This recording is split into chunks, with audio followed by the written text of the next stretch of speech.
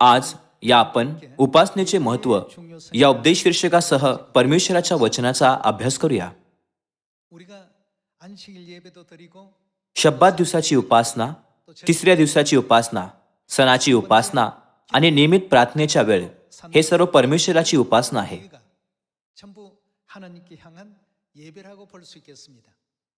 मग आपण उपासना का करत राहावी? पुष्कळ लोकांना असे वाटते की उपासनेचा अर्थ चर्चमध्ये जाणे, स्तुती गाणे, परमेश्वराचे वचन ऐकणे आणि प्रार्थना करणे आहे.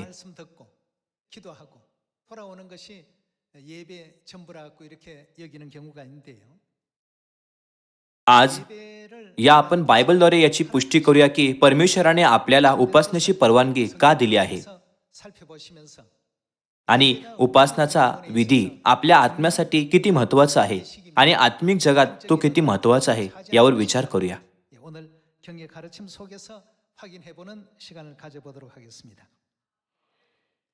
या स्तोत्रसंहिता 50 उघडूया.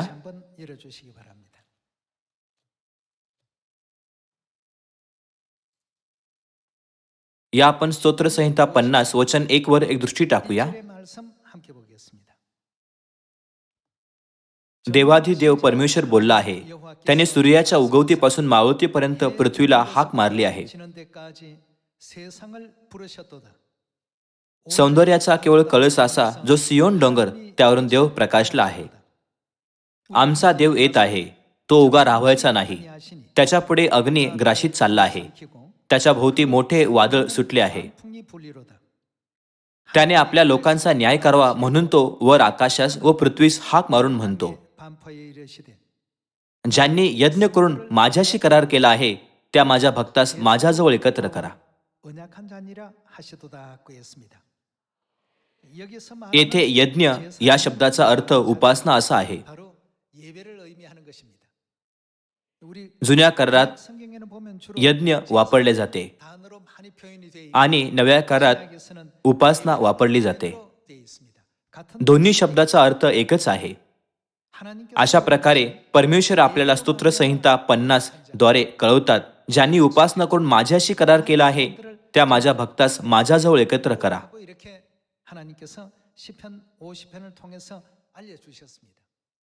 मग उपासनेची आवश्यकता का आहे आणि ती का सुरू झाली? मनुष्य जातीला हे समजण्यासाठी परमेश्वराने एदेन बागेच्या इतिहासाद्वारे ही बाब स्पष्ट केली आहे. आदम आणि हव्वाने निश्चित फळ खाऊन पाप करण्यापूर्वी उपासनेची कोणतीही आवश्यकता नव्हती. त्यांनी पाप केल्यानंतर परमेश्वराने आदम आणि हव्वेचे पुत्र हाबेल आणि काईन यांच्याद्वारे एदेनचे गौरव पुन्हा स्थापित करण्याचा मार्ग प्रकट केला.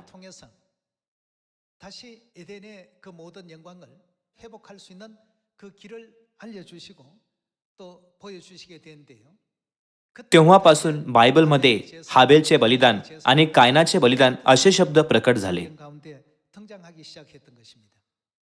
दुसऱ्या शब्दात त्यांना एदेन बागेचा गौरव पुनर्स्थापित करण्यासाठी परमेश्वराने उपासनेची प्रणाली स्थापित केली. खरे तर आपण स्वर्गीय पापी आहोत, ज्यांना या पृथ्वीवर टाकण्यात आले आहे.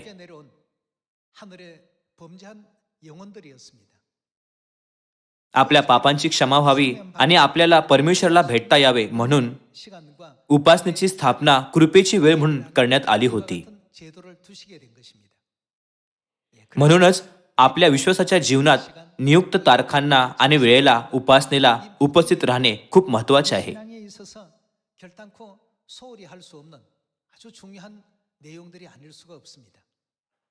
असे यामुळे आहे कारण की स्वर्गीय पापींना क्षमा करण्याची परमेश्वराची इच्छा उपासनेमध्ये समाविष्ट आहे.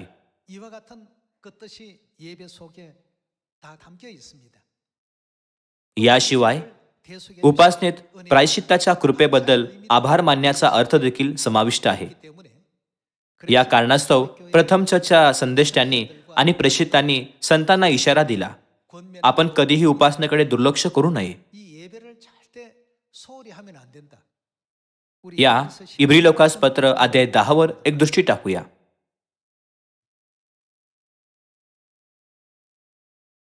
इब्री लोकास पत्र अध्याय 10 वचन 22. 2절의 말씀 함께 보시겠습니다. म्हणून आपली हृदय सिंचित झाल्याने दुष्ट भावनेपासून मुक्त झालेले व निर्मळ पाण्याने शरीर धुतलेले असे आपण खऱ्या अंतःकरणाने व विश्वासाच्या पूर्ण खात्रीने जवळ येऊ. आपण न डळमता आपल्या आशेचा पत्कर दृढ धरू, कारण ज्याने वचन दिले तो विश्वसनीय आहे आणि प्रीती व सत्कर्मे करावयास उत्तेजन येईल असे एकमेकांकडे लक्ष देऊ. आपण कित्येकांच्या चालीप्रमाणे आपले एकत्र मिळणे न सोडता एकमेकास बोध करावा आणि तो दिवस जसजसा जवळ येत असल्याचे तुम्हाला दिसते तसतसा तो अधिक करावा. सोप्या भाषेत सांगायचे तर आपण उपासनेसाठी एकत्र येणे सोडले नाही पाहिजे, जसे की काही लोकांना करण्याची सवय असते. त्यांच्या सवयीचे पालन करण्याऐवजी आपण एकमेकांना प्रोत्साहन केले पाहिजे आणि जसे आपण परमेश्वराचा गौरवशाली दिवस जवळ येताना पाहतो तेव्हा एकत्र जमले पाहिजे. हा तो धडा आहे जो इब्री लोकास पत्र अध्याय 10 वचन 25 आपल्याला शिकवते. म्हणून उपासनेचा अर्थ खूप महत्वाचा आहे.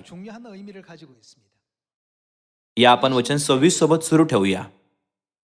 कारण सत्याचे ज्ञान मिळाल्यावर आपण बुद्धिपुरस्सर पाप केले तर पापाबद्दल यापुढे यज्ञ व्हावायचा राहिला नाही. याचा अर्थ पापांच्या क्षमेसाठी कोणतीही उपासना राहिलेली नाही, तर न्यायाची आणि विरोधास गिळंकृत करील अशा अग्नीच्या भडक्याची एक प्रकारची धास्ती एवढेच. इब्री लोकास पत्र 10 मध्ये आपण बायबलच्या कठोर शिकवणीची पुष्टी करू शकतो की परमेश्वराची उपासना करण्यासाठी एकत्र येणे सोडू नये, जसे काही लोकांना करण्याची सवय असते. त्याऐवजी ख्रिस्ताचा गौरवशाली दिवस जसे जवळ येत आहे तसे आपण उपासनेला अधिक परिश्रमपूर्वक उपस्थित राहिले पाहिजे. मग आपल्यासाठी उपासना का आवश्यक आहे याबद्दल आपण यशा संदेशाने दिलेली शिकवण जाणून घेऊया. या आपण यशया अध्याय 59 वर जाऊया. यशया अध्याय 59 वचन 1. पहा, उद्धार करवत नाही इतका परमेश्वराचा हात तोडका झाला नाही, ऐकू येत नाही इतका त्याचा कान मंद झाला नाही. तर तुमचे अपराध तुम्ही व तुमचा देव यांच्यामध्ये आडभिंतीप्रमाणे झाले आहेत. तुमच्या पातकामुळे तो तुम्हास दर्शन देत नाही, तुमचे ऐकत नाही. कारण तुमचे हात रक्ताने, तुमची बोटे अधर्माने विटाळली आहेत. तुमची वाणी असत्य आहे, तुमची जिव्हा दुष्टतेचे शब्द पुटपुटते. कोणत्या गोष्टीने आपल्याला आपल्या परमेश्वरापासून वेगळे केले आहे? आपल्या अधर्माने. आपल्या पापाने परमेश्वर आणि आपल्यामध्ये अंतर निर्माण केले आहे. आपल्या पापामुळे परमेश्वरासोबतचे आपले संबंध दुरावले आहे. मग परमेश्वराने ते अंतर कसे भरले? उपासनेद्वारे तो दुरावा दूर केला जाऊ शकतो.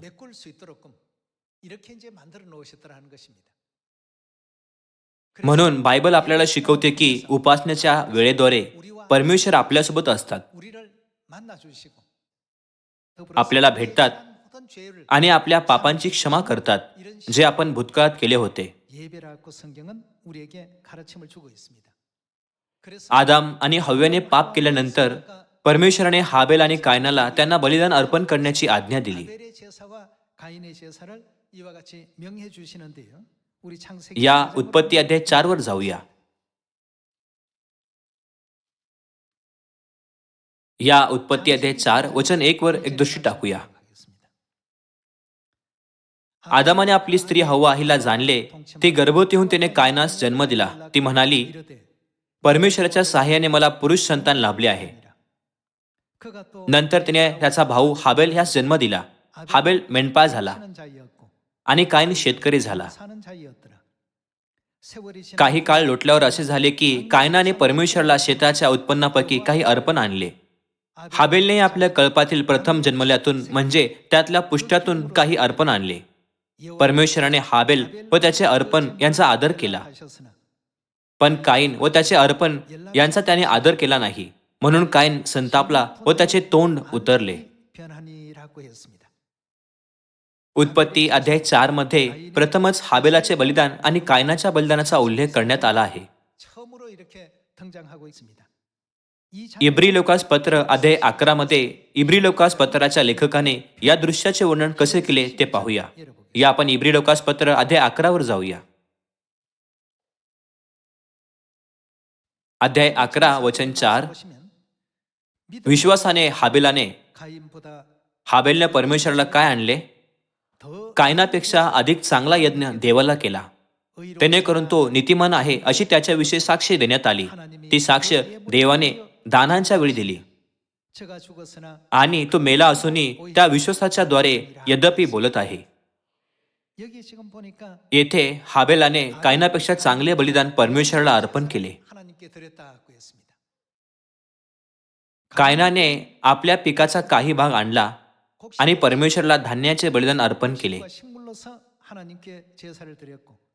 हाबेलाने आपल्या कळपातील प्रथम जन्मलेले प्राणी परमेश्वराला अर्पण केले. या दोन अर्पणाचा अर्थ काय आहे? दोन्ही अर्पण पूर्ण प्रामाणिकपणे करण्यात आले होते. पण परमेश्वराने फक्त हाबेलाचे अर्पण स्वीकारले. परमेश्वराने कायनाचे अर्पण स्वीकारले नाही. काय फरक होता? हाबेलाचे बलिदान रक्ताचे बलिदान होते. आपल्या पापांची क्षमा होण्यासाठी क्रूसावर ख्रिस्ताचे बलिदान होणे आवश्यक आहे. या कारणामुळे हाबेल आणि कायनाच्या काळापासून परमेश्वराने त्यांना पाहिजे असलेले बलिदान आणि त्यांना नको असलेले बलिदान यात फरक केला.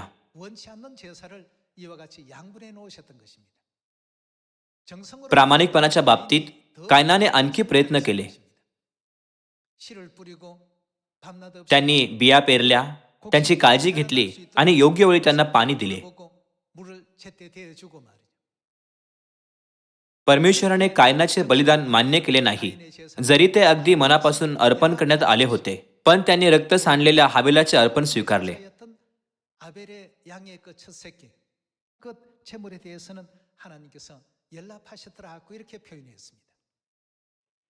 त्यांचे अर्पण वेगळे होते ही समस्या नव्हती. त्या दोघांनी बलिदानासाठी खूप प्रयत्न केले, पण परमेश्वराला असे बलिदान हवे होते ज्यामध्ये पापांच्या क्षमेचा अर्थ समाविष्ट होता.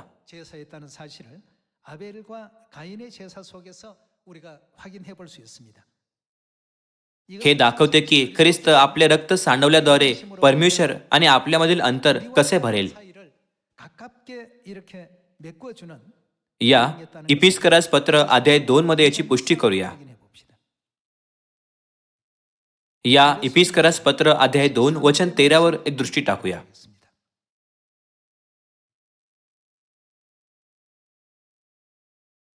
परंतु जे तुम्ही पूर्वी दूर होता ते तुम्ही आता ख्रिस्त येशूच्या ठायी. आपण कशाने जवळ आलो आहोत? ख्रिस्ताच्या रक्ताच्या योगे जवळचे झाला आहात. ख्रिस्ताच्या रक्ताने काय झाले ज्याची तुलना कोकऱ्याशी केली जाते? ख्रिस्ताच्या बलिदानाने आपण जवळ आलो आहोत. परमेश्वराने हाबेलच्या अर्पणाला उत्तम समजण्याचे आणि ते स्वीकारण्याचे कारण होते. ख्रिस्त ज्यांची तुलना कोकऱ्याशी केली जाते ते क्रूसवरील आपल्या बलिदानाद्वारे मानवजातीच्या पापांची क्षमा करतील आणि आपल्याला परमेश्वराच्या जवळ घेऊन जातील. म्हणून इपिस्करास पत्र अध्याय 2 वचन 13 मध्ये लिहिल्याप्रमाणे काय झाले? परंतु जे तुम्ही पूर्वी दूर होता ते तुम्ही आता ख्रिस्त येशूच्या ठायी ख्रिस्ताच्या रक्ताच्या योगे जवळचे झाला आहात. सोप्या भाषेत ख्रिस्ताचे रक्त आपल्याला परमेश्वराच्या अधिक जवळ आणते. या आपण वचन 13 सोबत सुरू ठेवूया. परंतु जे तुम्ही पूर्वी दूर होता ते तुम्ही आता ख्रिस्त येशूच्या ठायी ख्रिस्ताच्या रक्ताच्या योगे जवळचे झाले आहात. कारण तो आपली मूर्तिमंत शांती आहे. त्याने दोघांस एक केले आणि मधली आड भिंत पाडली. त्याने आपल्या देहाने वैर नाहीस केले. हे वैर म्हणजे आज्ञाविधींचे नियमशास्त्र, यासाठी की स्वतःच्या ठायी दोघांचा एक नवा मानव निर्माण करून त्याने शांती प्रस्थापित करावी. आणि त्यांचे एक शरीर. त्यांचा दुसरा उद्देश काय होता? आपण वधस्तंभावर वैरभाव जिवे मारून त्यांच्याद्वारे दोघांचा देवाशी समेट करावा. 너희에게 평안을 전하고 आणि त्याने येऊन जे तुम्ही दूर होता त्या तुम्हाला शांतीची सुवार्ता सांगितली, जे जवळ होते त्यांनाही शांतीची सुवार्ता सांगितली. 성령 안에서 아버지 कारण त्याच्याद्वारे आत्म्याच्या योगे आपणा उभयतांचा पित्याजवळ प्रवेश होतो. 이제부터 너희가 외인도 तर ह्यावरून तुम्ही आत्तापासून परके व उपरी नाही, पण पवित्र जनांच्या बरोबरीचे नागरिक व देवाच्या घरचे आहात. 하나님의 권속이라 하는 것을 सोप्या शब्दात सांगायचे तर आपण परमेश्वराच्या कुटुंबाचा भाग झालो आहोत. 너희는 प्रेषित व संदेष्ट या पायावर तुम्ही रचले आहात. स्वतः ख्रिस्त येशू मुख्य कोनशिला आहे. 친히 모퉁이 돌이 되셨느니라고 했습니다. इपिस्करास पत्र अध्याय 2 द्वारे आपण समजू शकतो की आपण आपल्या पापामुळे परमेश्वरापासून वेगळे झालो होतो आणि त्यांच्याजवळ येऊ शकलो नाही. 하나님과 우리 사이가 멀어져 있었고 가까이 तथापि आता आपण ख्रिस्त येशूमध्ये ख्रिस्ताच्या रक्ताने जवळ आलो आहोत. 그리스도의 피로 말미암아서 하나님과 우리 사이를 가깝게 연결시켜 주셨다. 이제 यामुळे बायबल म्हणते की आपण आता परदेशी किंवा अनोळखी नाही, पण परमेश्वराच्या कुटुंबाचे सदस्य आहोत. 하나님 안에서 하나님의 권속이라는 표현은 सोप्या भाषेत सांगायचे तर आपण परमेश्वराचे कुटुंब झालो आहोत. 이렇게 알려주고 있습니다. परमेश्वराने आपल्याला परमेश्वराला पिता आणि माता म्हणण्याची 우리 또 आणि सियोनच्या सदस्यांना जे सत्यात आहेत 형제 자매들 त्यांना भाऊ आणि बहीण म्हणण्याची परवानगी दिली. 이렇게 또 표현할 수 있는 이런 제 위치에 하나님께서 놓으셨는데 이 परमेश्वराने हे कसे पूर्ण केले? 하나님께서 그렇게 하셨느냐? परमेश्वराने हे उपासनेच्या कार्याद्वारे पूर्ण केले. 전부 이루어 놓으셨다라는 것입니다. काही सदस्य बलिदान आणि उपासना या अभिव्यक्तीविषयी विचारतात. 질문을 가끔 하시는 식구들이 있는데요. 그 काहींना याचा अर्थ नीट समजणार नाही. म्हणून आपण एकत्र निर्गमन अध्याय 12 वचन 23 पाहूया. 23절의 말씀 함께 보겠습니다.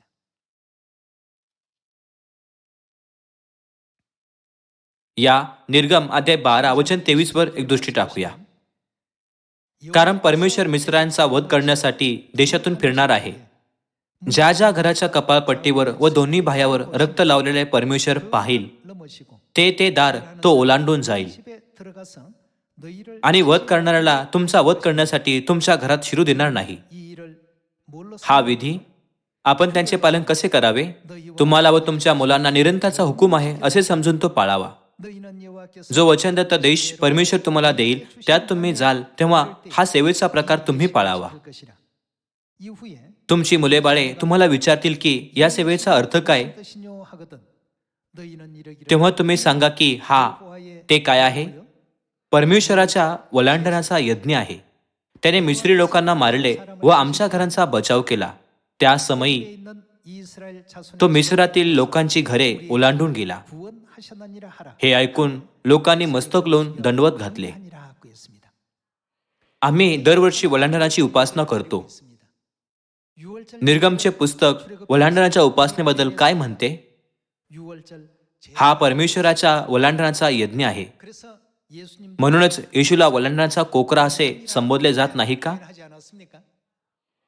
3500 वर्षापूर्वी मिस्रमध्ये देखील 가정은 परमेश्वराने ओलांडण्याच्या कोकऱ्याचे रक्त ज्या घरावर लावले होते त्यांना ओलांडले, जेणेकरून त्यांना आपत्ती स्पर्श करू नये. 지낸 이와 같은 그 가정들은 전부 재앙이 넘어가도록끔 하셨고 दुसरीकडे संपूर्ण मिसर देश एका पिडाने ग्रस्त होता, ज्यामध्ये प्रत्येक प्रथम जन्मलेल्यांचा मृत्यू झाला होता. 사람이라면 처음 난 장자들이 짐승이라면 처음 태어난 초태생들이 या भयानक घटनेची नोंद बायबलमध्ये आहे. 애굽에 3,500년 전 끔찍한 어떤 역사가 성경 가운데 또 기록되어 있습니다. उपासनेबद्दल परमेश्वर म्हणतात, 예배에 대해서 ज्यांनी बलिदानाद्वारे माझ्याशी करार केला आहे त्या सर्वांना एकत्र करा. 이와 같은 그 말씀을 주셨고 निर्गम अध्याय 12 मध्ये परमेश्वराने ओलांडण्याचा उल्लेख उपासना आणि बलिदानाच्या रूपात केला आहे. 즐겁게 12장에 또 주셨던 것입니다. म्हणून परमेश्वराने हाबेलाचे अर्पण स्वीकारले आणि म्हटले की त्याने कायनापेक्षा चांगले अर्पण आणले. 드림으로 그 예배를 하나님께서 받아 कारण की हाबेलाचे अर्पण कोकऱ्याच्या रक्तासह अर्पण होते आणि कायनाचे अर्पण रक्त न सांडता अर्पण होते. 피 흘림의 제사였던 것이고 가인의 제사는 피 흘림이 없는 제사입니다. हे पिकासोबत अर्पण असल्याने परमेश्वराने हाबेलाचे अर्पण कायनापेक्षा चांगले मानले. 이와 같은 그 제사였기 때문에 하나님께서 가인의 것보다는 아벨의 제사가 परमेश्वराने हाबेलाचे अर्पण स्वीकारले आणि कायनाचे अर्पण नाकारले, कारण मानवजातीच्या पापांची क्षमा करण्याची त्यांची महान इच्छा रक्ताच्या बलिदानामध्ये समाविष्ट होती. 받아들이시고 가인의 제사를 하나님께서 거절하셨던 것입니다. परमेश्वराला कायनाविरुद्ध कोणताही राग नव्हता. 그래서 그랬던 것은 결코 아니죠. एक रक्ताचे बलिदान होते आणि दुसरे रक्तविरहित अर्पण होते. 피 흘림의 제사. 한 사람은 피 흘림이 없는 제사.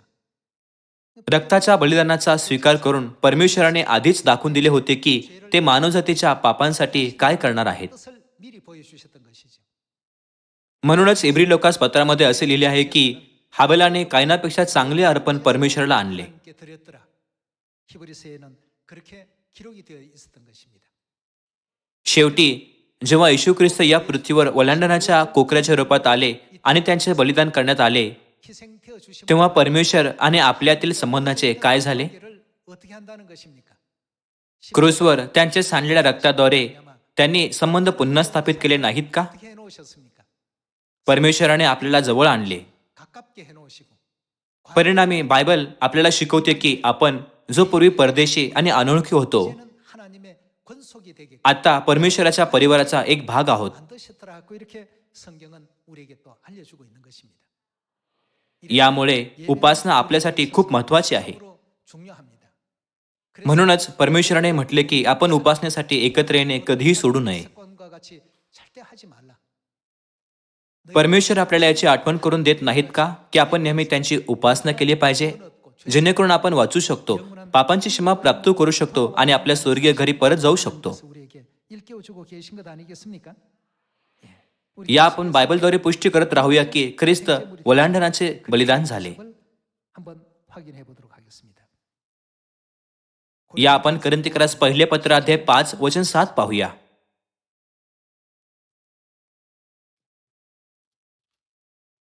या आपण अध्याय 5 वचन 7 पाहूया. तर जुने खमीर काढून टाका, अशा हेतूने की तुम्ही जसे बेकमेल झाला आहात तसे तुम्ही नवा गोळा व्हावे. 되어버리라. कारण 유월절 तो काय आहे? 누구라고요? आपल्या ओलांडनाचा यज्ञ पशु जो ख्रिस्त त्याचे अर्पण झाले. 했습니다. वचन 8 म्हणते, 그러므로 우리가 म्हणून आपण सण पाळावा. 지키되 여기서 येथील सण ओलांडण सणाला दर्शवतो. 유월절을 뜻하지요. 예. परिणामी ख्रिस्ताच्या ओलांडनाच्या कोकऱ्याच्या बलिदानाने ओलांडनाच्या उपासनेचे अधिक महत्त्व निर्माण केले आहे. 결국 이 유월절이라는 이 예배를 유월절이라는 이 절기를 굉장히 중요하게 지금 만들어 놓고 있습니다. जर हे बलिदान केले नसते तर आपण परमेश्वराच्या जवळ जाऊ शकलो असतो का? स्वर्गात आपल्या पापामुळे आपण कायमचे वेगळे होण्यास नियुक्त होतो. 영원히 멀어질 수밖에 없었던 우리였지만 पण क्रूसवरील ख्रिस्ताच्या बलिदानाद्वारे आपण परमेश्वराच्या जवळ आणले जात आहोत. 멀어졌던 하나님과 우리 관계를 더욱더 가깝게 해주시고 पूर्वी आपण परदेशी आणि अनोळखी होतो, 과거에는 외인이었고 과거에 पण आता आपण परमेश्वरामध्ये काय झालो आहोत? 어떤 우리들이었지만 이제 하나님 안에서 뭐가 됐다고요? 하나님 आपण परमेश्वराच्या कुटुंबाचे सदस्य झालो आहोत. 의미가 되겠습니다. म्हणून आपल्याला परमेश्वराला पिता म्हणण्याचा विशेष अधिकार मिळाला आहे. 아버지라고 부를 수 있습니다. 하늘에 계신 हे आमच्या स्वर्गातील पित्या, तुझे नाव पवित्र मानले जाओ. 알려주신 याला अधिक सोप्या भाषेत सांगायचे तर आपण प्रभूची प्रार्थना करू शकतो, जी येशूने आपल्याला शिकवली. 기도를 할 ही 자격. प्रार्थना फक्त आपणच करू शकतो. 그러나 과거에는 तथापि भूतकाळाबद्दल काय? 죄 가운데 जेव्हा आपण आपल्या पापामुळे पुरलो होतो तेव्हा आपण परदेशी आणि अनोळखी होतो. 이방인이요. तथापि ख्रिस्ताच्या रक्ताद्वारे आपण परमेश्वराच्या अधिक जवळ आलो आहोत. 가까워지게 된 이제는 외인 आपण आता परदेशी किंवा अनोळखी नाही, पण परमेश्वराच्या कुटुंबाचे सदस्य आहोत. 일러주신 그 가르침의 말씀을 통해서 याद्वारे आपण ख्रिस्ताच्या बलिदाना स्मरणार्थ उपासनाच्या महत्वाची पुष्टी करू शकत नाही का? 이것이 우리에게 있어서 얼마나 중요한 것인가를 다시 한번 확인할 수 있는 대목 아니겠습니까? उपासनेद्वारे परमेश्वराने आपल्यामध्ये पिता आणि माता आणि संतानांचे नाते निर्माण होते. 관계가 형성되게 만들어 주신 것이 바로 이 예배입니다. म्हणून 이 आपण कित्येकांच्या चालीप्रमाणे आपले एकत्र मिळणे न सोडता एकमेकास बोध करावा. 그 말씀 या वचनाचा अर्थ काय आहे? 더욱더 예배 어떻게 하라는 얘기입니까? याचा अर्थ असा होत नाही का की आपण उपासना महत्त्वपूर्ण समजली पाहिजे आणि योग्यरित्या परमेश्वराची उपासना केली पाहिजे? 뜻 아니겠습니까? याशिवाय ज्यांनी उपासनेद्वारे त्यांच्याशी करार केला आहे त्या लोकांचे परमेश्वर काय करतील? ते त्यांना एकत्र करतील. 길러주고 있습니다. 예, 우리 या निर्गम अध्याय 25 मधील आणखी एक वचन पाहूया.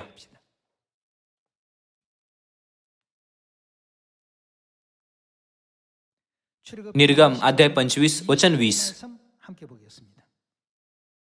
त्या करोबांचे पंख असे पसरले असावेत की त्यांनी ते दयासन झाकले जावे आणि त्यांची तोंडे समोरासमोर असून त्यांची दृष्टी दयासनाकडे लागलेली असावी. दयासन कोशावर लावावे आणि जो साक्षपट मी तुला देईन तो त्या कोशात ठेवावा. तेथे तुला मी भेटत जाईन आणि इस्रायल लोकांसाठी ज्या काही गोष्टी संबंधाने मी तुला आज्ञा देणार आहे. 이것은 바로 हा कोणत्या जागेचा संदर्भ आहे? हे दृश्य पवित्र स्थान आणि परमपवित्र स्थानाबद्दल स्पष्टीकरण देत नाही का? 장면 아니겠습니까?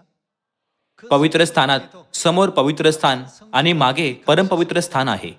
지금 설명되어 있는 거룩 천사가 करोबिम कोठे आहेत? 어떤 것입니까? 예. करोबिम परमपवित्र स्थानात कर्राच्या कोशाच्या वर आहेत. 거룩 천사가 지금 존재하고 있는 것이죠. परमेश्वर तेथे काय करतात? 어떻게 하신다고요? ते आपल्याला भेटतात. 하고 있습니다. परमेश्वराने आपल्याला भेटण्याची परवानगी दिलेला हा दिवस कधी आहे? 할 수 있도록 이와 같이 허락하신 이 날이 तो प्रायश्चित्ताचा दिवस आहे. 대속제일이죠. वर्षातून एकदा प्रायश्चित्ताच्या दिवशी याजक परमपवित्र स्थानात प्रवेश करतो 열리게 되어 आणि परमेश्वर म्हणतात 거기서 तेथे तुला मी भेटेन. 만나겠다 하고 했습니다. म्हणून बलिदान केल्याशिवाय म्हणजेच उपासनेशिवाय परमेश्वर आणि मानवजातीमध्ये काही संपर्क आहे का? निश्चितच नाही. 없습니다. उपासनेद्वारे परमेश्वर पापामुळे दुरावलेल्या आपणास बोलवतात 죄로 멀어져 आणि त्यांच्याजवळ आणतात. 가깝게 해주시고 ख्रिस्ताच्या बलिदानाद्वारे त्यांच्या रक्ताद्वारे परमेश्वराने आपल्याला त्यांच्या कुटुंबातील सदस्य बनवले. 셨더라는 것입니다. 그러니 म्हणून आपण उपासनेकडे कधीही दुर्लक्ष करू नये. 되겠죠. मग ती शब्बात दिवसाची उपासना असो, तिसऱ्या दिवसाची उपासना असो किंवा सणाची उपासना असो. 어떤 예배라도 항상 प्रत्येक उपासनेद्वारे 위해서 परमेश्वर आपल्या सर्व विनंत्या लक्षपूर्वक ऐकतात आणि आपल्या सर्व इच्छा पूर्ण करतात. 하나님께서 들어주신 हे सर्व कार्य उपासनेने पूर्ण होते. 예배를 통해서 이루어집니다. 우리가 상식 जरी आपण उपासना नियमितपणे करत असलो 이유도 तरी आपण परमेश्वराचे कारण किंवा इच्छा न समजता अंधाधुंदपणे उपासना करू नये. 알고 들 आपण समजुतीने उपासना केली पाहिजे. समजुतीने उपासना करण्यासाठी 예배가 되려면 उपासनेचा दिवस ज्याला परमेश्वराने आपणास भेटण्याचे अभिवचन दिले आहे 예배 날이 토요일인지 일요일 तो शनिवार आहे की रविवार आणि त्याने नियुक्त केलेला सण नाताळ आहे की ओलांडण हे आपण समजून घेतले पाहिजे. 알아서 अशा प्रकारे आपण हाबेलच्या बलिदानाप्रमाणे खरी उपासना करू नये का? 예배를 드릴 수 있는 저와 여러분들이 되어야 되지 않겠습니까? आज असंख्य लोक रविवारची उपासना करतात, 예배를 지키는데 पण ते बलिदान हाबेलच्या बलिदानाप्रमाणे आहे का जे परमेश्वराला प्रसन्न करते? 제사일까? शब्बाची उपासना हाबेलच्या बलिदानाशी सुसंगत नाही का? 해당되는 예배일까? आपण हे योग्यरित्या समजून घेऊन 정확히 परमेश्वराच्या करारानुसार उपासना करू नये का? 언약된 예배가 이루어져야 된다는 것 아니겠습니까? आज आपण शब्बात दिवसाची उपासना पाळत आहोत 언약되어 있는 जो परमेश्वरासोबत केलेला एक करार आहे. 있습니다. 또 आपण ओलांडण देखील पाळतो. 예배도 드리고 있죠. आपण 3 वेळात 7 सणाच्या उपासना देखील ठेवतो. 오늘 여러분들이 तुम्ही घेतलेली ओढणी देखील 조차도 उपासनेची योग्य पद्धत आहे 정해놓은 ज्याला परमेश्वराने बायबलमध्ये नियम म्हणून नियुक्त केले आहे. 방법입니다. बायबल सांगते की असे न करणे हे परमेश्वराचा अनादर करण्यासारखे होईल. 가 된다고 성경이 그렇게 म्हणून स्त्रियांनी उपासनेदरम्यान ओढणी घेणे आवश्यक आहे. 엄마들은 누구라도 हे चर्च ऑफ गॉडमध्ये उपासनेचे एक नियम आहे. 이와 같은 그 규례가 하나님의 교회 안에 있는 예배 규례입니다. हा उपासनेचा नियम नाही का जो प्रचितांच्या युगापासून पाळला जात आहे?